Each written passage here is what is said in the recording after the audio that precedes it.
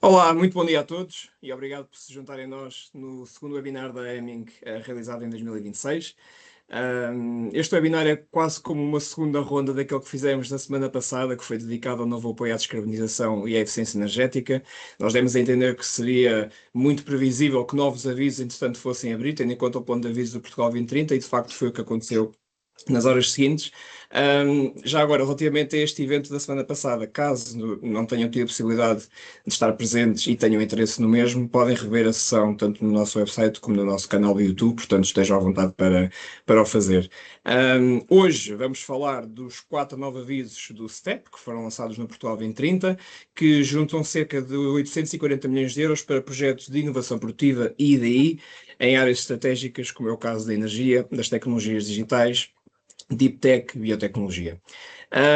Antes de entrar nos avisos propriamente ditos, eu acho que é importante dar um passo atrás e perceber o que é o STEP e porque é que o STEP está neste momento como sendo um tema no centro das prioridades europeias. Apesar destes 4 avisos estarem, obviamente, incluídos no plano de avisos do Portugal 2030, o STEP é uma iniciativa internacional que acaba por ser comum aos vários Estados-membros da União Europeia, que foi criada para apoiar tecnologias críticas e emergentes com o objetivo de reforçar a soberania tecnológica da Europa e reduzir as dependências em cadeias de valor estratégicas. Na prática, estamos a falar de projetos que introduzem tecnologias inovadoras e também de elevado valor acrescentado no mercado europeu, ou então que contribuam para reduzir a tal dependência estratégica da União Europeia em áreas que são consideradas críticas. Estas áreas que são consideradas críticas e são as áreas onde os STEPs do Portugal 2030 já abriram. Basicamente são os 3 pilares que eu referi há pouco, portanto, as tecnologias digitais e Deep Tech, as tecnologias limpas e eficientes na utilização de recursos, incluindo também aqui energia e descarbonização, e a biotecnologia. Estes avisos, como eu disse, não surgem de forma isolada, fazem parte de uma estratégia europeia mais ampla e também, de certa forma, estão alinhados com outros instrumentos, como é o caso do Horizonte Europa, do InvestEU, e refletem basicamente uma nova geração de incentivos mais direcionada e um bocadinho mais estratégica para todos os Estados-membros.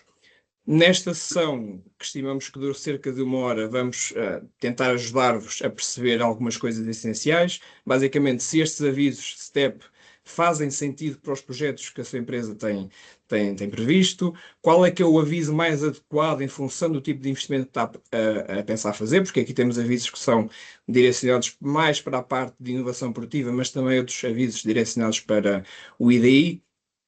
E basicamente que pontos críticos é que devem ser considerados por si, desde já, para evitar erros ou perder tempo nas candidaturas a estes incentivos.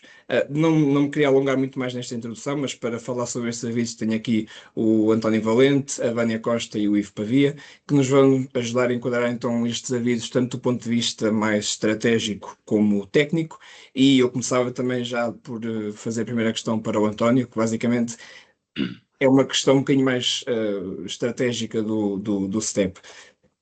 Como eu disse há pouco, estes avisos surgem num contexto muito específico, tanto a nível europeu, da União Europeia, como também a nível nacional, e queria perguntar-te, do teu ponto de vista, o que é que torna esta vaga de avisos particularmente relevante para as empresas que nos estão a ouvir neste momento em específico. Olá, Miguel. Bom dia a todos. Muito obrigado pela vossa presença. Bem, eu acho que tu deste uma excelente introdução. É muito importante diferenciar este aviso dos STEPs dos restantes avisos no âmbito do Portugal 2030. O aviso em que nos encontramos, o STEP, são operações de investimento em setores estratégicos da plataforma da tecnologia estratégica para a Europa. Ou seja, o objetivo, em última instância, se quiserem entender desta forma, é aumentar a independência estratégica europeia em áreas pré-definidas que referenciaste, mas apenas para reforçar. Portanto, temos o digital e o deep tech, temos a tecnologia para a transição tecnológica, a transição ambiental, se assim quiserem. Depois temos a parte da biotecnologia e também temos a defesa, embora estes avisos que nos encontramos não têm esta componente de defesa, eventualmente até poderá abrir em avisos futuros. Estes avisos que saíram no dia 30 de janeiro têm uma dotação global interessante, generosa. Se somarmos tudo, são 840 milhões de euros. E estão divididos em duas grandes áreas, como disse. Portanto, temos avisos para a área energética e depois temos outro aviso na área digital e biotecnologia, está bem? Se nós assim o entendermos, são 4 avisos diferentes, mas na realidade, e até para simplificar, quem nos está a ouvir, são 2 grandes avisos, são 2 grandes blocos. São os avisos do IDI e os avisos de inovação produtiva. Qual a diferença? Ou seja, os avisos de IDI, se quiserem, para os mais atentos e que estão mais por dentro, são os avisos à semelhança daquilo que foram as agendas mobilizadoras do PRR. Portanto, são avisos que têm uma componente obrigatória de investigação e desenvolvimento e depois uma componente de produção para dar seguimento a essa componente de investigação. São avisos também, os avisos de IDI, que têm de ser submetidos em copromoção, enquanto que os avisos de inovação são avisos que são submetidos individualmente, ou seja, com um promotor único, e o objetivo é fomentar o investimento produtivo. Ou seja, aqui o objetivo é que aumente a capacidade produtiva naqueles setores que estão presentes no aviso, lá no anexo E. Convido todas as pessoas que nos estão a ouvir a fazer um scroll down até o anexo E e ver quais é que são as áreas, porque efetivamente ajuda bastante. E qual a diferença entre os dois? Ou seja, estamos a falar aqui em inovação produtiva, IDI, estamos a falar em energia, biotecnologia. Eu vou tentar explicar os avisos de uma forma muito genérica, com um overview muito grande, e depois, naturalmente, a Vânia e o Ivo explicarão com maior detalhe e também sintam-se à vontade para fazer todas as questões. Portanto, como eu referi, o aviso divide-se em 2 blocos: inovação produtiva e IDI, está bem? Eu acho que esta é a melhor forma de explicar. Depois, as diferenças entre um e outro, e daí tem de ter a componente de investigação e desenvolvimento, e a inovação produtiva, a componente produtiva, máquinas, equipamentos. Ou seja, se quiserem, os IDIs têm uma componente de investigação e desenvolvimento, que depois tem uma componente de inovação produtiva, e o inovação produtiva, como disse, individual, 24 meses, e que depois naturalmente financia as máquinas e equipamentos. Dar-vos pontos importantes. Inovação produtiva de energia é elegível apenas no Norte, Centro e Alentejo. Repito, Norte, Centro e Alentejo. E pretende financiar a indústria produtiva em setores nas áreas renováveis, como, por exemplo, tecnologias solares fotovoltaicas, as termoelétricas, as solares térmicas, as tecnologias hidroelétricas, tecnologias industriais transformadoras para a descarbonização, por exemplo, as empresas que nos estão a ouvir e que produzem, por exemplo, bombas de calor ou componentes associados a essas bombas de calor, podem se candidatar aqui. A taxa de financiamento está ao abrigo dos limites de auxílio regional. O que é que isto significa? Estamos a falar de um financiamento que começa nos 30% e depois, com as majorações, pode chegar até aos 70%. Um ponto muito importante para este aviso de inovação produtiva, seja de energia, seja digital e biotecnologia, é que o investimento deve se situar entre os 3 milhões e os 25 milhões de euros.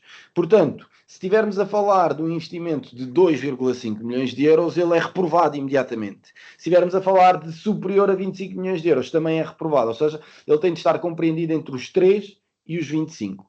Ok? Isto no âmbito daquilo que é o step de inovação produtiva para a energia. Depois temos outro step de inovação produtiva, mas para a parte digital e biotecnologia. E qual é que é a grande diferença? A grande diferença é que aqui já consideramos o Algarve. Portanto, aqui as empresas que estão e os investimentos que estão localizados no Algarve já são elegíveis e já permite essa mesma candidatura. As áreas, como o próprio nome indica, são todas as áreas na área digital e biotecnologia. dando apenas alguns exemplos, estamos a falar de tecnologias avançadas de semicondutores, inteligência artificial, robótica e sistemas autónomos para a parte digital, e depois tecnologias como biotecnologia de processos, ARN, nanobiotecnologia, bioinformática, entre outros, no âmbito daquilo que são as áreas que estão presentes no anexo 4 dos avisos que estamos aqui a debruçar. E isto no âmbito da inovação produtiva. Apenas para terminar, porque acho que é importante, e depois passo-te a ti, Miguel, os IDIs. Os IDIs já tive a oportunidade de dizer, portanto, avisos em copromoção, avisos que têm de ter uma componente de investigação e desenvolvimento, têm de ter uma componente produtiva, mas são em copromoção e têm aqui alguns detalhes que acho que é importante referir para quem nos está a ouvir. São avisos que têm até ao máximo de 10 copromotores. E aqui eu acho bem. Acho bem. Acho que estamos a aprender com erros que cometemos. Por exemplo, as agendas mobilizadoras, existem agendas mobilizadoras de 50, 30, 40 copromotores e aquilo depois é criar, efetivamente, um sistema de empresas que é muito, muito difícil, para não dizer impossível de gerir. E, portanto, acho muito bem este limite dos 10 copromotores e acho que é de saudar. E, portanto, esta mesma nota acho que tem de ser sublinhada. Depois, a taxa de financiamento depende naturalmente da componente que estivermos a falar, porque a taxa de financiamento do ID pode ir até aos 80% e, portanto, vai-se dividir aqui em dois subprojetos, com a componente ID e a componente de inovação produtiva, e isso também acho que é importante reforçar, e, claro, o investimento mínimo, um investimento mínimo de 5 milhões. Portanto, se quiserem dividir assim, inovação entre os 13 e os 25, e daí está acima dos 5 milhões de euros. Está bem? E, portanto, aqui também esta diferença. Um ponto que também tem de ser sublinhado e tem de ser diferenciado, que é a constituição do consórcio. Muito atenção à criação da constituição do consórcio entre as entidades copromotoras, porque tem de ser apresentado o modelo de governance, a coordenação, as condições relativas, por exemplo, aos custos, às partilhas de risco, à propriedade intelectual, tudo isto tem de estar vertido no contrato de consórcio e, portanto, acho que é importante discutir este mesmo tema de uma forma cuidada e de uma forma com muita atenção a este mesmo tema. Apenas para terminar, o IDI, o líder, convém que, não é obrigatório, não está em lado nenhum, mas convém que seja uma grande empresa e é obrigatório, sim, que assegure a realização de investimentos de componente ID e inovação produtiva. Ou seja, os copromotores podem ter uma divisão, podem estar só focados ou na inovação ou só na parte do ID, mas o líder do consórcio não. Está bem? E mais ou menos explicando, é isto que temos para este aviso, que tem esta importância estratégica tão grande para o nosso país. António, tu falas aí num ponto que eu acho que é relevante ao nível da criação dos consórcios e da parte dos 10 copromotores. Quem nos estiver a ouvir que sinta que não está com a rede certa para conseguir fazer parte de um destes consórcios, a Hemming está precisamente a trabalhar numa solução para estes casos. Nós em breve vamos lançar uma plataforma que vai servir precisamente, entre outras coisas, para a criação de consórcios entre as empresas, sejam PMEs ou grandes, ser mais facilitado, para que vocês conseguirem perceber qual é que é o melhor ecossistema para estarem presentes. Para já a plataforma ainda não está lançada, mas estará lançada muito em breve, mas nós estamos completamente disponíveis para vos ajudar também nesse processo, portanto, a seguir esta sessão, estejam à vontade para entrar em contacto connosco, porque nós podemos colocar-vos em contacto com o líder certo para o projeto que tenham em mente, caso ainda não seja a situação presente da vossa empresa. Também só mais uma pequena nota, que acho que acontece aqui em todos os webinars, estejam à vontade para colocar questões aqui na nossa plataforma, tem aqui tanto o chat como a aba de perguntas e respostas um pouco mais privada, portanto, nós no final da sessão de fazer aqui as perguntas que temos preparadas, vamos abrir a sessão para as vossas questões, portanto estejam à vontade. Falando de questões, se calhar passo aqui agora a palavra um bocadinho à Vânia. Nós no Portugal 2030 e no Portugal 2020 e etc. estamos habituados a ver avisos que são muito parecidos uns com os outros, estamos a falar dos típicos, inovação produtiva, IDTs, etc. os steps aqui, apesar de ter essa componente de inovação produtiva e também de ID, são avisos diferentes do habitual, portanto, diferentes do que as empresas estão habituadas a ver. Minha pergunta para ti é: quem nos estiver aqui a ouvir e esteja a achar interessante ou esteja intrigado aqui com a questão do STEP, qual é que é basicamente a primeira pergunta que deve fazer para perceber se faz sentido se quer começar a contemplar uma candidatura a estes avisos?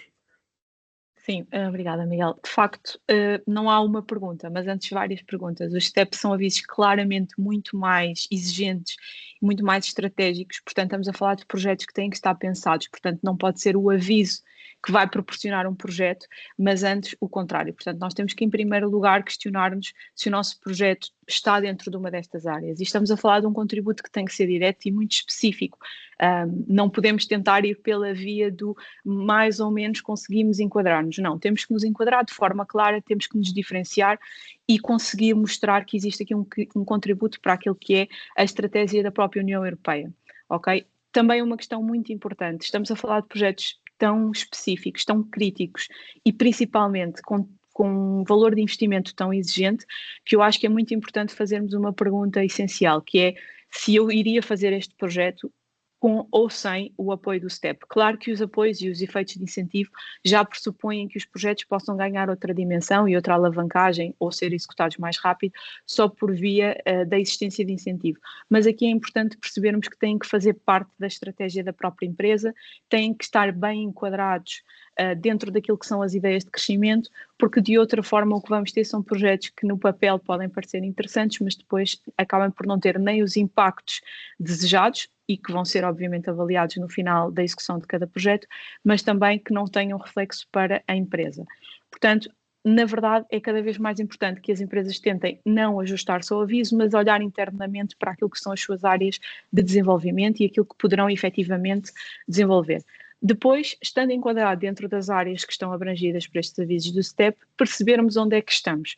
Estamos a desenvolver já mais próximo do mercado e, portanto, ainda temos algum desenvolvimento a fazer para depois industrializar, ou já temos tudo e é só efetivamente começar a colocar no mercado o nosso produto ou o nosso serviço e, portanto, já estamos aqui numa fase realmente industrial. Porquê? Porque isto vai determinar se estamos a falar de inovação produtiva ou se estamos a falar de IDI. Um conceito que é transversal aos dois, muito embora de forma muito mais clara naquilo que é investigação, desenvolvimento e inovação, que é o conceito do TRL. Portanto, os avisos são muito claros. Não estamos a falar de projetos em TRL muito imaturos. Estamos a falar de projetos que estão muito mais próximos de uma fase de demonstração e de colocação no mercado. Obviamente que são admitidos TRLs mais baixos, mas não vamos poder fazer todo o projeto com base em TRL muito baixo. Portanto, estamos a falar de projetos que estejam muito próximos. O que se pensarmos, obviamente, faz sentido, porque é também obrigatório que, no caso dos IDIs, tenhamos as duas tipologias e, portanto, para que se possa fazer a industrialização de algo, o TRL já tem que estar avançado até pelos prazos de execução. Portanto, a avaliação do TRL é um ponto muito, muito fundamental para nós conseguirmos triar onde é que nos encaixamos. Por outro lado, também ter muita atenção relativamente àquilo que é o nosso planeamento dos investimentos, ou seja, o que é que nós queremos fazer, se está adequado para estes timings, se faz sentido face àquilo que são os objetivos do projeto, para que nós possamos efetivamente garantir que conseguimos tirar partido do projeto, que ele está coerente, porque efetivamente esse vai ser um ponto fortemente avaliado. Portanto, há aqui duas realidades a ter em consideração. Por um lado, obviamente, o alinhamento com as estratégias e com toda a organização relativamente a estas áreas que são tão críticas, mas, por outro lado, também a medição dos impactos concretos que estes projetos vão ter, ok? Portanto, para simplificar, ter muita atenção no TRL. No caso do IDI, obviamente, conseguimos ir um pouco mais atrás, mais ou menos ao nível de TRL 4, e avançar até à industrialização. No caso de inovação produtiva, obviamente já estamos apenas e exclusivamente a falar da industrialização de determinada ideia. Isto significa que, obviamente, nós temos que ter noção onde é que nos encontramos e temos que ser capazes de demonstrar o nível de desenvolvimento das nossas tecnologias inicial e aquela que pretendemos chegar, ok? Depois, há ainda aqui uma questão muito importante que não podemos ignorar, que é o STEP não é uma iniciativa nacional, o STEP não tem como objetivo enquadrar-se única e exclusivamente com aquilo que é a estratégia portuguesa. O STEP vai mais além, pretende obviamente alinhar aquilo que são os projetos das empresas e dos países com aquela que é a estratégia da própria União Europeia. E, portanto, ao contrário do que é habitual noutros avisos, em que nós temos sempre que alinhar com estratégias regionais, com estratégias nacionais, aqui não. Nós temos que conseguir mostrar que isto contribui para aquilo que é a soberania tecnológica da Europa e, portanto, temos que ir além daquilo que são inovações e desenvolvimentos dentro da empresa. Estamos a falar de escalas muito superiores, que já têm que estar mais ao nível do mercado e que contribuam de forma relevante para estas áreas.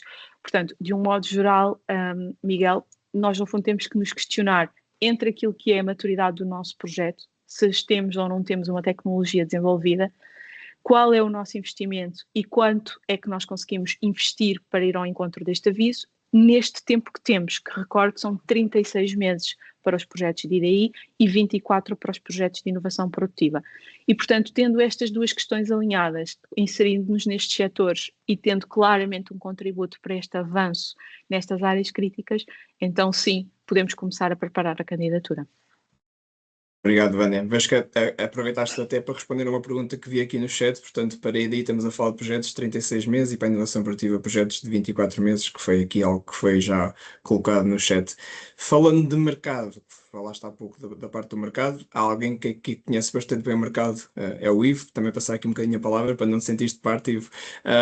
Basicamente, da tua abordagem das empresas com quem tens falado sobre este aviso, queria-te perguntar quais é que são os critérios de elegibilidade que estão aqui presentes nestes avisos que mais frequentemente te têm perguntado para esclarecer, pedido para esclareceres, ou seja, que geram mais dúvidas mais frequentemente, e também se podes dar aqui alguns alertas, portanto, quais é que são os critérios de elegibilidade que podem criar algumas falsas expectativas para quem está a planear concorrer a estes avisos do STEP. Obrigado, Miguel. Também para dar aqui alguma noção, existem, claro, um conjunto de condições de elegibilidade de não ter dívidas à autoridade tributária, à segurança social, um conjunto de elegibilidades normais, não ser uma empresa em dificuldades. Muitas das empresas que já estão habituadas a este tipo de apoio já têm essa noção, portanto, vamos assumir que não são esses os critérios que estamos a analisar, mas sim para este aviso em particular. Isto porquê? Não obstante, temos de analisar todos os restantes, todos os administrativos ou financeiros que são essenciais para qualquer aviso do Portugal 2030. Há aqui, se calhar, 4 blocos, 4 coisas que eu quero destacar em principal para este aviso dos STEPs. Isto é, o primeiro é o enquadramento no STEP, isto é, o enquadramento das tecnologias críticas. E aqui o importante destacar que não é uma questão de CAI. Okay? O aviso não tem, tirando o inovação produtiva, que sim tem as restrições normais de inovação produtiva do 0,5 ao 33, que é normal para a indústria, o IDI não tem restrição de CAI e não é as tecnologias críticas que vão fazer qualquer restrição de CAI. O importante para o aviso é não olhar para o CAI da empresa, mas para a tecnologia específica que vão desenvolver e aqui é a nota, não é necessariamente o produto final. Podem ser componentes, podem ser equipamentos, podem ser aplicações à matéria-prima, mas se está dentro daquele conjunto de tecnologias críticas. Okay? Não é uma limitação de CAI. E só relembrando, são 2 avisos. Como o António disse, nós estamos aqui a olhar para três tópicos, mas são 2 avisos distintos. As tecnologias limpas, estamos a falar de tudo o que é conjunto de energia, mas não só, também purificação de água, dessalinização, carbono, portanto, olhar para aquilo não é só necessariamente da produção em si de energia, e depois temos o digital, deep tech e biotecnologia, em que lá está, temos tudo aquilo que vai de inteligência artificial, computação quântica, semicondutores, cibersegurança, até a parte de biotecnologia molecular e biologia molecular. Tudo isto é aqui enquadrável. É importante não se preocupem necessariamente com o CAI da empresa, é o que é que pretendem atingir e como, ok? Não existe essa limitação. E volto a reforçar, a ideia aqui é poder apoiar tudo o que é a cadeia de produção. Evidentemente, um projeto não precisa de incluir toda a cadeia, porque depois existem diferentes focos das entidades e onde é que vão querer aplicar, mas a ideia é aplicar à cadeia de produção e, portanto, pode ir desde das matérias-primas até ao produto final, dentro destas tecnologias.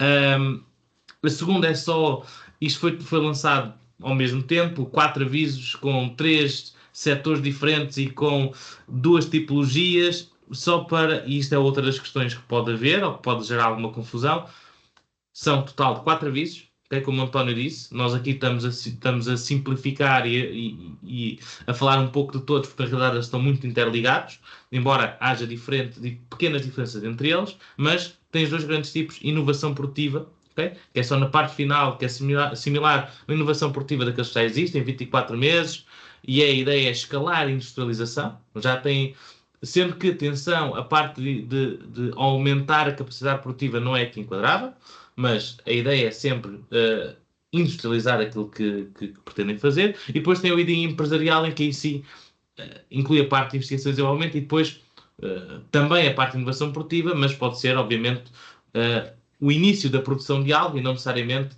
a produção em massa, nem só focado na parte de inovação produtiva.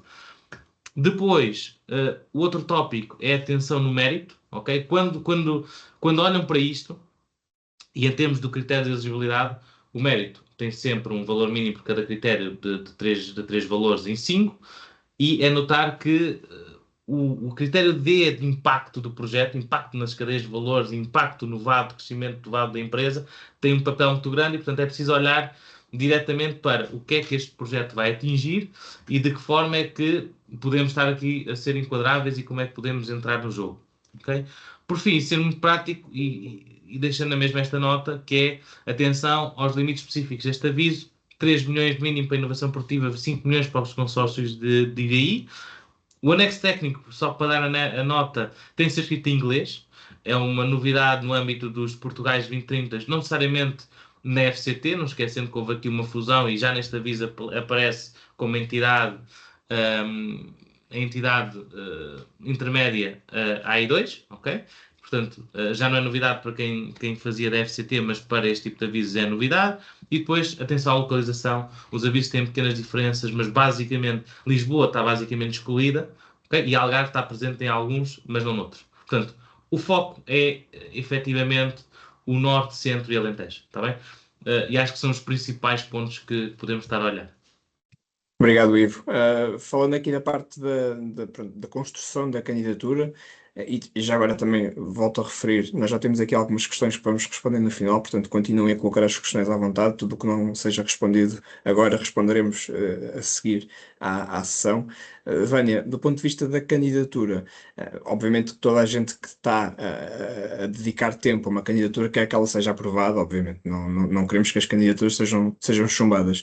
Basicamente a minha pergunta para ti é: o que é que pode comprometer uma candidatura, neste caso ao STEP? Porque tu já falaste da questão dos TRLs, o Ivo acabou de falar do mérito, estamos a falar da falta de coerência entre o investimento que a empresa tem planeado e quais é que são os objetivos do STEP, estamos a falar de critérios de NSH, enfim, o que é que poderá ser crítico aqui na elaboração da candidatura que depois possa fazer com que ela seja retrabalhada ou até mesmo chumbada?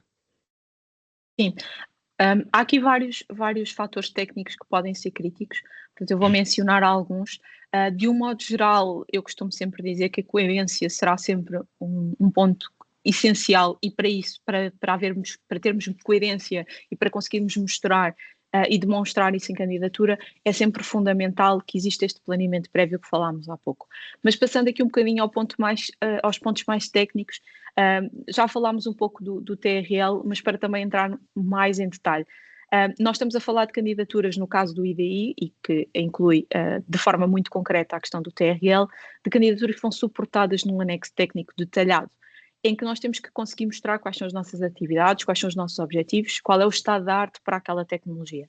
E, portanto, o TRL acabará por surgir daí. E é muito importante que se entenda que cada vez mais estas candidaturas são alvo de um escrutínio muito elevado, em que a questão técnica e de maturidade tecnológica são cada vez mais importantes. E, portanto, o que estamos aqui a falar é de conseguirmos mostrar qual é o TRL em que estamos, e temos de ser realistas, ou seja, não o podemos subavaliar, não podemos dizer que ele está mais avançado do que aquilo que é real, porque basta que efetivamente o estado da arte possa invalidar esta avaliação para que o projeto possa cair em pontuações muito, muito, muito baixas. Relativamente também ao sobreavaliar, ou seja, dizer que ele está demasiado elevado ou demasiado baixo também não é propriamente a forma correta. Portanto, aquilo que nós temos que conseguir demonstrar é qual é o nível de proximidade ao mercado que esta tecnologia tem, e é fundamental fazê-lo com honestidade e com critério, e evidenciar efetivamente esta realidade. Portanto, é muito importante que as empresas consigam ser transparentes relativamente a isto e demonstrar efetivamente perante aquilo que é o estado do desenvolvimento da tecnologia que é conhecido, onde é que nos encontramos e o que é que queremos fazer. Porquê é que isto é tão crítico? Porque efetivamente se nós falharmos na definição do TRL, vamos ter um projeto que não se alinha de todo com aquilo que é o aviso. O nosso plano de trabalhos com certeza não vai estar adequado, porque estamos a fazer um plano de trabalhos que não está alinhado com aquilo que é a maturidade tecnológica do que estamos a fazer, e por outro lado o investimento previsto pode estar completamente desajustado em termos de valores, em termos de esforço dos nossos recursos humanos. Portanto, o TRL eu diria que seria aqui um ponto técnico muito, muito importante e que deve ser muito bem pensado antes de implementar qualquer projeto deste. Depois temos também a questão da coerência entre aquilo que são os nossos objetivos tecnológicos e aquilo que são os investimentos que temos a definir. O primeiro ponto é: o projeto tem que estar orçamentado. Ou seja, muitas vezes nós recebemos aquela questão do mas temos que enviar orçamentos com a candidatura. Não. No caso da inovação produtiva, sempre que estamos a falar de trabalhos de construção, sim, é o único orçamento obrigatório, mas é cada vez mais importante que tudo o que é orçamentos ao nível de investimento de inovação produtiva, em ativos fixos, o que seja efetivamente bem orçamentado e bem sustentado. E, por outro lado, não nos podemos esquecer que entre as principais despesas elegíveis na componente de investigação e desenvolvimento está os recursos humanos da própria entidade, em que nós temos que estimar a sua afetação ao projeto e o seu custo real, okay? Que é muito importante porque difere de algumas iniciativas que existem no âmbito do Portugal 2030, porque aqui estamos a falar sempre de custos reais. Portanto, temos que orçamentar esses custos de forma correta, procurar também ter cuidado no levantamento daquilo que são os materiais e as matérias-primas que possam ser necessárias para a preparação de protótipos, a subcontratação de serviços, até a aquisição de ativos intangíveis, isto na componente de IDI, e, portanto, todos estes custos devem ser cuidadosamente pensados e planeados e alinhados com aquele que é o desafio tecnológico que nós estamos a descrever. Por outro lado, do ponto de vista da inovação produtiva, estamos a falar de investimentos que têm que ser obrigatoriamente sustentados por uma análise de mercado, e muito embora nós não vamos enviar com a candidatura os orçamentos, a verdade é que mais tarde ou mais cedo vos vai ser pedida essa informação. Nós temos que garantir que foi feita a consulta ao mercado, temos que garantir que aqueles valores que estamos a apresentar são efetivamente alinhados com a prática atual que existe nos mercados, e depois temos que ter a garantia que estamos a fazê-lo junto de empresas que efetivamente podem garantir o fornecimento posterior. Portanto, estas 3 regras são essenciais, e a falta de coerência aqui entre isto e o aspecto tecnológico pode ser de facto crítico. Como um exemplo, eu não consigo, ou não faz sentido que eu diga que vou apostar numa tecnologia que já está num estado de maturidade avançado e, portanto, preciso de desenvolver a capacidade produtiva para colocar isto no mercado, mas depois a minha infraestrutura e os meus recursos ao nível do CAPEX que estou a colocar no projeto não vão refletir aquilo que é a minha ambição tecnológica que está para trás, ou falta-lhe algum tipo de investimento para que aquilo efetivamente consiga chegar ao mercado. Portanto, o que é que tende a acontecer aqui? Se nós subdimensionarmos o investimento, o avaliador vai questionar qual é a viabilidade desta candidatura. Quando vamos sobredimensionar o investimento, também vamos ser questionados sobre a racionalidade dos valores que estamos a apresentar. Portanto, é cada vez mais importante ter a noção de que há um grau de exigência elevado no alinhamento entre os investimentos que estamos a colocar e o desenvolvimento e maturidade tecnológica que apresentamos, seja numa tipologia, seja na outra, porque é importante destacar que, muito embora a inovação produtiva se vá dedicar mais a uma componente industrial, não deixa de ser verdade que não estamos a falar de uma inovação produtiva semelhante àqueles que temos geralmente nos avisos. Portanto, estamos a falar de algo que efetivamente tem que ser diferenciado e que vai responder a tecnologias que não vão ser comuns. Okay? Por outro lado, em termos de capacidade real de investimento da empresa, é um ponto que é fundamental. Estamos a falar de avisos que têm um investimento mínimo de 3 milhões e de 5 milhões. E muito embora as taxas de incentivo sejam interessantes, não podemos esquecer que existe este necessário alinhamento com a capacidade de investimento da própria empresa. Ela tem que suportar todos os custos que não vão ser suportados por via do incentivo e, portanto, é importante garantirmos que existe um planeamento ajustado para que se evite, por um lado, as penalizações futuras por desvios e incumprimentos, e recordamos, estes avisos têm indicadores muito específicos para os quais já está efetivamente prevista qual é a consequência em termos de incumprimento, e por outro lado, podemos entrar num risco de não conseguirmos executar o nosso projeto. Portanto, é importante mencionar também que qualquer penalização ou incapacidade de execução de uma candidatura pode registar em duas questões.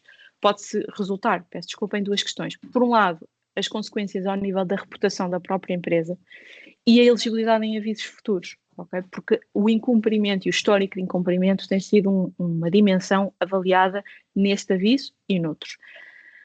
Por fim, também temos a questão da coerência das equipas, ou seja, como falámos, a vertente de investigação e desenvolvimento permite que colocarmos os salários das equipas que vão estar envolvidas neste desenvolvimento. Estamos a falar de consórcios que, como o António mencionou, têm que ser completos, portanto, todas as áreas críticas têm que estar respondidas por todas as entidades, sendo que dentro de cada entidade, obviamente, temos que ter aquilo que são as competências técnicas da nossa equipa alinhadas com os desenvolvimentos que essa entidade terá que fazer. É muito importante conseguirmos evidenciar a experiência, o background académico, tudo o que for necessário para identificar recursos humanos que efetivamente são preponderantes para o desenvolvimento do projeto. Uma questão que é muito importante, todos os recursos humanos em áreas de suporte financeira, marketing, são de evitar este tipo de candidaturas porque o seu contributo do ponto de vista técnico é efetivamente reduzido. Dentro desta alocação de equipas, também não nos podemos esquecer do ponto de vista técnico que é necessário alinharmos estas pessoas e estas competências com aquilo que é a sua alocação ao projeto. O custo vai ser determinado pelo número de horas que imputamos ao projeto, tendo em conta o número de horas totais trabalhadas por esta pessoa durante este período de investimento de 36 meses, e as horas que vamos imputar têm que obedecer a 3 regras específicas. Por um lado, têm que estar alinhadas com a complexidade das tarefas nas quais as pessoas estão a participar, tem que estar alinhada com o perfil daquela pessoa em específico, e vamos recordar, pode haver aqui perfis de direção ou de atividade de gestão que pelo seu background técnico possam participar, mas é fundamental percebermos que essas pessoas não fará sentido que tenham afetações elevadas. Qualquer pessoa consegue entender que não é coerente um diretor estar 100% afeto a um projeto de ideia. E, portanto, os perfis e as horas são 2 pontos que têm que estar perfeitamente alinhados. E, por fim, a duração das atividades. Obviamente, temos que ter coerência entre aquilo que é o cronograma para as nossas atividades e a afetação das pessoas. É cada vez mais comum haver, por um lado, uma subalocação de equipas ou uma sobrealocação com o objetivo de inflacionar o incentivo, mas se este alinhamento não tem, ou se esta alocação não tem transposição naquilo que é o nosso argumento técnico, então não vamos conseguir efetivamente ter bons resultados, porque vai levantar questões ao nível da robustez do planeamento da empresa, que, no caso dos projetos de ID, é determinante para os resultados que vamos obter.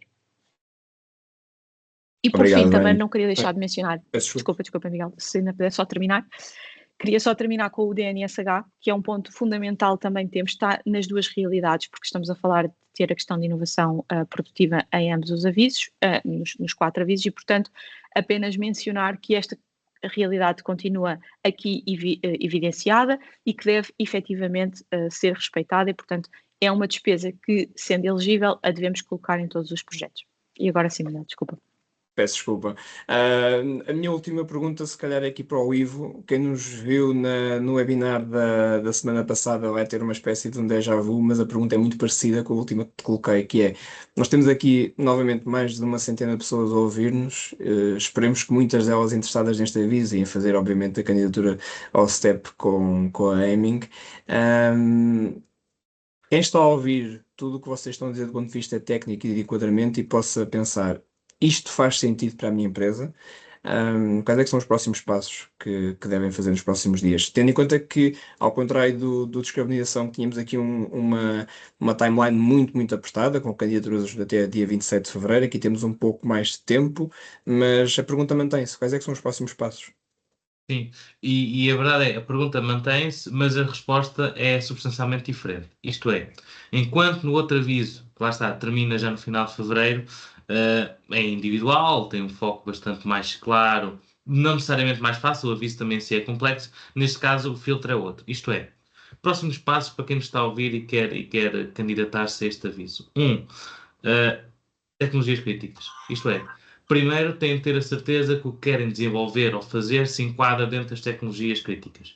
Estes avisos têm uma benesse muito grande em termos do que é dotação e especificidade, no sentido em que cada aviso só vai apoiar tecnologias dentro daquelas que já estão pré-definidas. Por outro lado, é preciso garantir que efetivamente aquela tecnologia está lá incluída e que também tem um impacto importante em termos de inovação e em termos de substituição daquilo que são as importações, não em números, mas em conceito. Estamos a fazer uma tecnologia emergente, não é, já está disseminada, e este é o primeiro passo. Okay? O segundo passo, também um bocadinho mais administrativo, é o check-up financeiro e administrativo, isto é, se tem autonomia financeira, se tem capacidade de financiamento para aquilo que não é financiado diretamente pelo aviso, e se tem situações regularizadas com a AT e com a Segurança Social. Okay? Portanto, eu tenho mais 2 passos, mas estes 2 são imediatamente os primeiros. Aquilo que queremos fazer está dentro das tecnologias críticas, sim ou não, e se tem este impacto inovador emergente de alguma forma, okay? Nós depois podemos também apoiar e ajudar um pouco de estruturar esta informação, evidentemente, mas à partida tem de estar dentro destas tecnologias. E a segunda parte financeira administrativa, se não tiver autonomia financeira, principalmente as grandes empresas, ou se não tiverem a capacidade de financiamento para aquilo que não é financiado, isto mais vezes acontece para aquelas que são mais pequenas, porque a dotação é grande, o apoio é interessante, mas não é 100%. E, portanto, primeiro estes 2 cheques. Se passarem estes 2 cheques, 2 outros passos que é importante preverem, ou em simultâneo, ou um primeiro com o outro, mas 2 são extremamente importantes. Um deles, e são os 2 mais focados na parte dos IDIs, ok? Porque os inovação produtivas são individuais, o que quer dizer que não há necessidade de ver de consórcio. Mas para aqueles que estão em consórcio é começar a pensar na geografia, na geometria do consórcio, ok? Isto é, as entidades de Lisboa está fora, ok? Lisboa não entra, portanto é preciso ter isso em atenção, em qualquer um dos avisos não entra. Deve incluir uma universidade ou um centro tecnológico. Okay? É fundamental neste tipo de aviso, até para o critério de inovação tecnológica, ter uma ENESI, okay? Ter uma universidade, um centro tecnológico, alguém que tenha essa componente. E 2, é preciso perceber, e como já aqui foi dito, e aproveito para responder a uma pergunta que está já colocada, que é o líder obrigatoriamente, e o António também já referiu, obrigatoriamente tem de fazer ID e inovação produtiva. Ok? Não é, todos estes consórcios, por norma e pela sua dimensão de 5 milhões, é quase certo que incluem pelo menos médias empresas, eventualmente as grandes empresas têm um foco. No limite, poderá não ser o líder da grande empresa, mas é importante e é crítico que o líder tenha as 2 componentes. Os restantes podem ter ou não fica limitado ao líder ter as 2 componentes, os restantes membros podem ter também, mas o líder tem de garantir essas 2 componentes. Portanto, criar a geometria do consórcio para aquilo que se pretende fazer no projeto é algo que é preciso estudar com alguma antecedência, porque, sendo isto até o final de abril, há tempo, mas um consórcio, falar com as entidades, perceber os interesses de cada um, como é que elas se alinham, é algo que é preciso começar a fazer, ou pelo menos pensar na estrutura do mesmo, para depois falar com as entidades. E, por fim, um roadmap de desenvolvimentos. Isto é, ainda sem entrar nos detalhes de candidatura, nos detalhes de escrita, é perceber, como também já disse a Vânia, onde é que estamos de TRL, onde é que queremos chegar. Portanto, se é para entrar, no mínimo, numa pré-comercialização e ter a componente de inovação produtiva. Portanto, perceber onde estamos e onde queremos chegar. E uma ideia geral do cronograma. Isto está até 36 meses, no caso de IDIs, no caso de inovações esportivas é só 24, mas ter uma ideia do cronograma e depois ele é afinado, principalmente nos consórcios haverá esse tempo de preparação, mas seria estes 4 no total. Portanto, tecnologias críticas, 2, fazer um check-up rápido financeiro e administrativo, 3, consórcio, no caso de IDIs, 4, o roadmap daquilo que se pretende fazer, mesmo que ainda high level, ainda uma versão inicial para depois ser trabalhada. Portanto, acho que esses são os 4 passos já iniciais. E depois, sim, se percorrerem este e tiverem uma ideia enquadráveis e uma ideia geral do que se pretende, aí podemos começar a trabalhar, aí podemos começar a apoiar na candidatura e até na formação do consórcio, como tinhas dito. É isso mesmo, eu queria também reforçar esse ponto. Quem nos está a ouvir está muito habituado a ouvir a Aiming como alguém que está preparado para apoiar na elaboração e submissão das candidaturas, mas nós também estamos prontos para o enquadrar na nossa rede de inovação, caso sinta que não está enquadrado no consórcio certo ou sinta que não tem os contactos ideais para conseguir fazer parte de um destes consórcios. Portanto, nós estamos disponíveis para vos ajudar, a quem nos está aqui a ouvir nessas duas vertentes. António, já não falas há algum tempo, se calhar começava por ti com a primeira questão que estou aqui a identificar por parte da Ana. A Ana diz que no aviso do IDI Digital e Biotech é referido que parte da dotação orçamental poderá ser alocada a candidaturas de 2025 das mini-agendas e ela pergunta se temos alguma informação sobre quando será feito o reenquadramento destas candidaturas. Não, para ser sincero, não tenho nenhuma informação relativamente ao reenquadramento dessas candidaturas. Isso está previsto, efetivamente. Acho que vai depender muito daquilo que são o cumprimento dos indicadores e o nível de execução das agendas. Como sabem, houve algumas que caíram por razões, houve outras que foram reprogramadas. E portanto, vamos ver. Acho que o PRR em si também vai ter aqui algum reenquadramento ou, não sei, aproveitamento dos fundos disponíveis para financiar este desastre que aconteceu ou que ainda está a acontecer, sobretudo no centro do país, e portanto é uma pergunta mesmo muito difícil de responder e não quero comprometer com nada. Se calhar agora faço a próxima para a Vânia. A Sara faz aqui uma pergunta dupla. Para consórcios nas candidaturas IDI, entidades que não sejam baseadas em Portugal podem ser incluídas como participantes e, se sim, em que moldes? Podem entrar como beneficiários e como in-kind contributors, external partners? Esta é a primeira questão. E depois há aqui uma questão de follow-up. Caso seja possível entrarem com parceiros externos, como podem ser incluídos na candidatura, uma vez que nos formulários deverá ter sempre o NIF das organizações? Sim, como beneficiários efetivos, ou seja, com incentivo atribuído, nenhuma entidade internacional pode se candidatar. Ou seja, estamos a falar de financiamento destinado única e exclusivamente a contribuintes nacionais.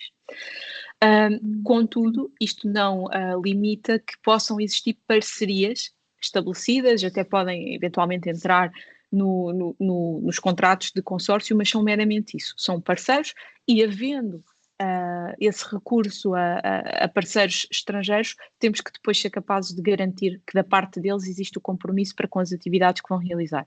Portanto, de uma forma resumida, não podem ser financiados diretamente pelo aviso, não invalida que não possam participar no projeto, sendo necessário apenas garantir que depois do lado deles existe o compromisso efetivo para com as atividades que eventualmente realizem.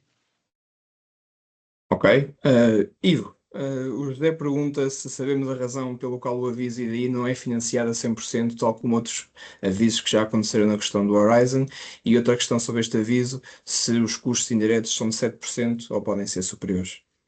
Sim, a questão é pertinente, mas existe aqui, é importante notar que estes avisos estão dentro do regime de auxílio de Estado. Isto é, quando estamos a falar de avisos europeus, não se enquadram, não é dado por um Estado-membro, quer dizer que as taxas dadas pela Comissão diretamente podem ser muito superiores. E mantém-se, e efetivamente está a 100%, embora no novo quadro não é que as taxas vão sofrer, as taxas vão continuar a ser elevadas, mas vai haver uma reestruturação e vai ser mais parecida a este objetivo de já ter produtos no mercado. Okay? Já fazer previsão para o próximo quadro.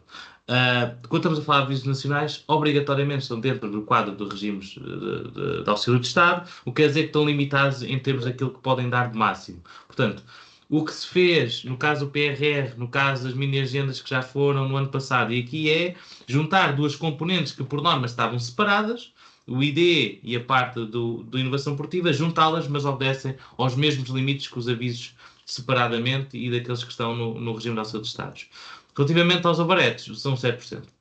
Não há forma de os aumentar, é 7% dentro da. Face àquilo que são as despesas elegíveis. Portanto, aqui não há forma de alterar. Obrigado. António, continuando aqui a roda, a Sara coloca mais uma questão. No âmbito de uma candidatura IDI Biotecnologia, dentro da tipologia Goods and Services, há limitação em relação a obtermos amostras de pacientes de outros países? Ou seja, a pergunta é se podemos fazer a subcontratação de serviços, neste caso, por exemplo, aquisição de amostras biológicas, a entidades estrangeiras. Se é possível fazer isto? Sim, é possível fazer isso. Existem sempre limites. Depois temos de avaliar no âmbito do projeto o enquadramento, tal e qual como a Vânia disse, a dimensão, a coerência, mas isso é possível, isso não tem tema. Ok. A próxima questão aqui por parte da Inês é quais são as responsabilidades acrescidas do líder do projeto face aos copromotores e de que forma é que é feita a avaliação da capacidade financeira da empresa? Não sei se queres também aproveitar para responder esta questão. Tem uma responsabilidade muito acrescida. O líder do projeto é, como o próprio nome indica, é o líder do projeto, é quem tem a responsabilidade de levar o projeto para a frente. Deve isso ficar bem claro no modelo de governance, está bem? Em caso de algum tipo de situação que tenha de ser decidida, votos de qualidade, etc. Bem? E, portanto, o líder do projeto tem uma responsabilidade muito acrescida, não só, como referimos ao longo desta hora, no âmbito do projeto, porque tem de ter a obrigação a nível de ter uma componente de ideia, ter uma componente de investimento produtivo e, portanto, naturalmente, como líder, tem de ter uma componente significativa do investimento, mas, além disso, na organização, no governance do projeto, tem uma responsabilidade muito acrescida, que, claro, que depende de projeto para projeto, claro que depende de líder para líder e portanto, tem uma responsabilidade muito acrescida. Relativamente a CNC nacionais, sim. Está respondido. Vânia, a questão do João aqui no chat, se as empresas podem ter como parceiros institutos tecnológicos ou universidades. Sim, podem e devem, na verdade. Nos projetos em consórcio, eu penso que é sempre uma mais-valia participar entidades do âmbito científico para que, no fundo, vão robustecer o projeto e normalmente vão criar sinergias interessantes com as empresas. Portanto, sim, podem, são parte integrante dos beneficiários do aviso, isto apenas na parte da IDI, ou seja, na vertente de copromoção, e, portanto, sim, podem participar e até diria que é recomendado que o façam. E se calhar aqui junto também aqui uma questão da Joana, provavelmente faço a mesma questão. A Joana pergunta até que ponto é que as universidades podem ajudar na linha da inovação produtiva? Assim, por natureza, eu diria que não tendo um âmbito operacional, propriamente elas não irão fazer investimento. Isto não quer dizer que o projeto não possa envolver algum tipo de desenvolvimento específico que vá conduzir à vertente de inovação produtiva, ou seja, se nós estivermos perante um desenvolvimento que exige que até mesmo na parte de inovação produtiva possam ser feitos desenvolvimentos concretos para viabilizar esta produção, pode ser uma forma das universidades participarem também nessa componente, ou seja, não participam diretamente no sentido em que não vão fazer investimento elas próprias porque não vão explorar economicamente aquele produto ou serviço, mas efetivamente poderão ter aqui um papel fundamental na adaptação de processos àquilo que foi o desenvolvimento realizado, sendo que os desenvolvimentos também podem ser feitos ao nível de processo. Ivo, passo-te aqui a questão da Ana Paula. A Ana Paula pergunta se aplica o regime de mínimos neste caso, neste tipo de candidatura de ideia em copromoção, concretamente no que diz respeito aos custos com recursos humanos afetos a horas de investigação. Não se aplica. O regime de mínimos basicamente e também fazendo a ligação àquilo que são o regime de auxílio de Estados e também aquilo que é os limites de auxílio regionais, os mínimos basicamente é a última bolsa que o Estado pode recorrer para dar financiamento às empresas e pode ir até 300 mil euros com um rollout de 3 anos, ok? Isto quer dizer o quê? Quando não existe este regime de exceção dado pela Comissão Europeia, o Estado pode dar 300 mil euros às entidades e foi isso que fez, por exemplo, no final do PRR, com um conjunto de avisos alargado que permitia fazer isso. Aqui, tudo o que é ID está dentro daquilo que é os regimes de auxílio, nesse caso as horas. Pode haver uma rúbrica ou outra dentro lá que pode ir ao regime de mínimos. De geral, os recursos humanos não têm de se preocupar porque está dentro daquilo que são a exceção e, portanto, não tem esse limite, ok? Portanto, não se preocupe.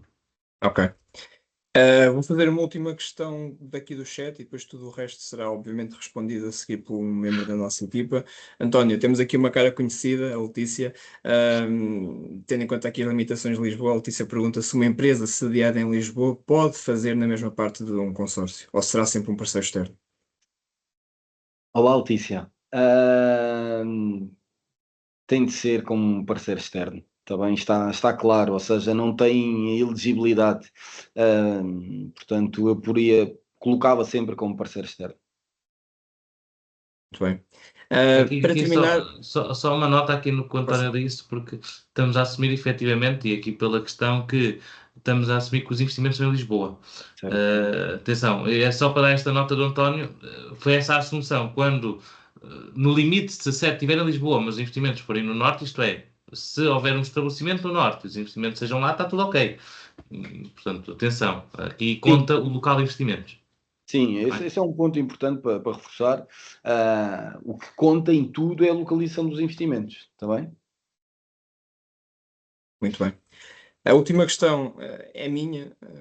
Nós estamos em época de eleições e nas eleições nós temos constantemente os debates em que no final os candidatos têm 1 minuto para se dirigir à plateia. Aqui era algo desse género. Queria pedir-vos uma intervenção breve, 30 segundos, 1 minuto, uma pergunta mais aberta e geral para todos. Estamos a falar de avisos. Estes avisos do STEP têm uma dotação bastante elevada, com um prazo relativamente curto. Como dissemos há pouco, não é tão curto como a da descarbonização, mas é relativamente curto. Temos cerca de 3 meses entre o lançamento dos avisos e a deadline para a submissão das candidaturas. Queria perguntar-vos se, do vosso ponto de vista, este prazo vai ser suficiente para estruturar candidaturas sólidas, especialmente se tivermos em conta os projetos de IDI mais complexos, e também, olhando para a dotação que foi disponibilizada pelo Portugal 2030 para estes avisos, se acham que esta é adequada face à ambição destes avisos, tendo em conta que, por exemplo, no PRR em 2021, as agendas mobilizadoras começaram com uma dotação de 930 milhões, cerca de 930 milhões, que depois eventualmente foi reforçada. Portanto,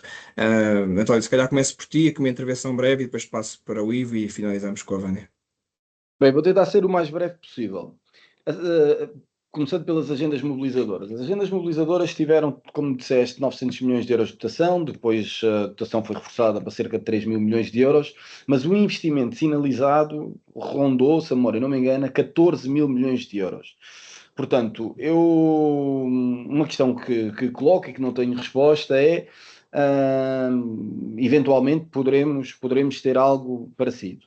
Segunda questão ou segunda observação é a zona centro está super limitada e aquilo que se prevê é que a regularização de toda esta situação só lá para o final de fevereiro. Portanto, efetivamente o 30 de Abril pode não ser assim tanto tempo, sobretudo nos IDIs, ou seja, os IDIs obrigam a criação de consórcio, obriga a uma construção de candidatura complexa, a questão do anexo técnico, que nem sempre é fácil, pôr as pessoas todas a falar. As pessoas neste momento estão focadas em retomar a atividade e em resolver os seus problemas, seja profissionais, sejam pessoais, e portanto 30 de Abril pode não ser muito tempo e isso é algo que receio, porque neste sentido as empresas podem estar a ser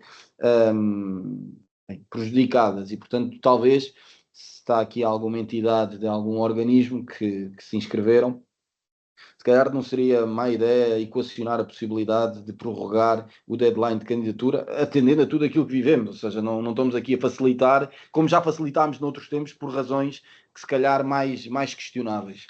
E portanto, eu acho que atendendo a estas duas questões, e elas sendo resolvidas, eu acho que sim, eu acho que faz todo sentido. As áreas críticas, existem algumas áreas críticas que infelizmente Portugal não está aí posicionado, mas é também uma possibilidade para os empresários portugueses posicionarem, como computações quânticas e outras situações um pouco menos usuais na nossa economia, e portanto aquilo que eu digo é: se tiverem alguma dificuldade, contactem-nos, que nós somos a solução, seja no âmbito da redução da candidatura, seja no âmbito de criar os canais certos para criar os consórcios, devido à nossa malha no âmbito da rede de inovação. Estamos muito perto de várias universidades, inclusive já vi aqui algumas caras conhecidas ou alguns nomes conhecidos, e portanto podemos efetivamente ajudar.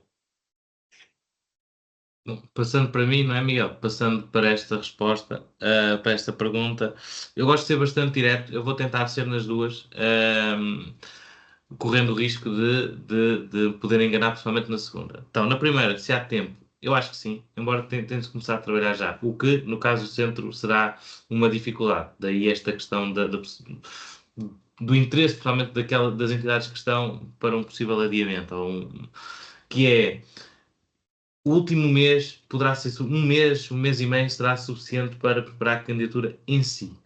O texto, o documento, a estrutura da candidatura. Mas isso quer dizer que até chegarmos lá, todas aquelas questões iniciais têm de estar resolvidas. O consórcio, principalmente nos IDIs, qual é que é o timeline, se estão dentro das tecnologias críticas. Se não, como é que se pode fazer, por exemplo, para ultrapassar esta dificuldade e avançar um pouco naquilo que a entidade faz. Se isso tudo for resolvido num curto espaço de tempo, sim, há tempo. Se as entidades, por diferentes motivos, se atrasarem nesta avaliação inicial, ficará rapidamente sem tempo. Portanto, se começarem a trabalhar já, naqueles próximos passos que me perguntaste. Dotação. Agora, perguntaste outra questão de dotação. Eu, globalmente, acho que sim, vai haver dotação com 2 ou 3 asteriscos. Os asteriscos são, no caso das outras mini-agendas que houve, ok, nos últimos IDIs já começaram a sair, até numa questão que houve aqui, eles começaram a sair e não há qualquer indicação do que é que passou por estes avisos ou não, ok? Embora a procura tenha sido elevada, os valores de aprovação não chegaram aos valores tão elevados em termos de mérito que foi necessário nos primeiros avisos do Portugal 2030, ok? Nos primeiros avisos do Portugal 2030 houve candidaturas com 4.4, isto tem 5, 4.4 que não tiveram dotação orçamental. No caso das mini-agendas, no outro aviso dos IDIs, tal não aconteceu, foi preciso na mesma valores elevados de mérito, mas não chegou a esses extremos. E, portanto, estas limitando às áreas, dependerá sempre do valor dos consórcios e quanto é que irão colocar acima dos 5 milhões, ok? De qualquer maneira, eu acredito que sim, mas esta, como te disse, é uma resposta que poderei estar enganado daqui a 4 ou 5 meses, ok? É uma opinião. Outra coisa que queria aqui dizer é verdade que é um tema, sempre a questão de dotação é um tema da importância do mérito. Isto é, do nosso lado, e temos feito sempre isto, é fazer uma avaliação de mérito o mais rapidamente possível dentro de uma candidatura, ok? Porque se for possível alterar alguma coisa para que a candidatura suma de mérito, deverá ser feito, porque lá está. Passando de abaixo de determinado valor de mérito, depois não há dotação orçamental, a candidatura, por mais interessante que seja, acaba por não ser aprovada, não acaba por não ir à frente. Okay? Até pode ser aprovada, não vai à frente. Acho que respondi aos 2 temas. Pronto, eu não tenho assim muito mais a acrescentar, mas apenas destacar que, de facto, independentemente dos timings, e é uma verdade que o Ivo referiu, que os méritos são cada vez mais elevados, significante que cada vez temos de ter mais cuidado com o planeamento que estamos a fazer e não faz sentido colocar uma candidatura sem olhar para o mérito e sem ter critérios que, de facto, façam sentido no momento da avaliação. Cada vez mais focar nisso, focar em ter projetos vencedores e que possam de facto reunir as condições para terem não apenas uma aprovação, mas efetivamente uma pontuação elevada. Acho que esse é o primeiro ponto e para isso a preparação é fundamental, ou seja, não estamos a falar de projetos que se fazem numa semana ou 2 semanas, isso não é verdade aqui, estamos a falar de projetos mais críticos. Por outro lado, são projetos que me deixam otimista no sentido que possam estimular de facto a economia a investir em setores que eu acho que são bastante importantes para nos continuarmos a desenvolver. Portanto, de um modo geral, são avisos que me deixam otimista nesse sentido. Muito obrigado aos 3 pelas vossas respostas. Nós ficamos por aqui. Eu queria só deixar 3 breves notas. A primeira é que as perguntas que não foram respondidas, como eu disse há pouco, vão ser respondidas por um membro da nossa equipa ainda durante o dia de hoje. Ainda também durante o dia de hoje nós vamos enviar um e-mail com esta sessão que estará gravada e disponível para poderem rever assim que quiserem. E também um documento resumo destes 4 avisos, porque são muitas dotações, são muitas componentes, são muitas áreas geográficas, portanto nós vamos enviar também um documento de resumo. E uma última nota, especialmente para quem gostou da intervenção da Vânia, na próxima terça-feira deixo-vos o convite e o desafio para estarem presentes no nosso próximo webinar. Vai ser um webinar dedicado aos benefícios fiscais, portanto mais virado aqui para o CIFID e para o REFAI e qual é que é o estado destes incentivos para 2026, tendo em conta que também estamos a aproximar-nos da deadline para a apresentação de candidaturas a 31 de maio. Portanto, conto convosco no próximo webinar, na próxima terça-feira às 11 horas e até à próxima. Muito obrigado. Obrigado. Obrigada.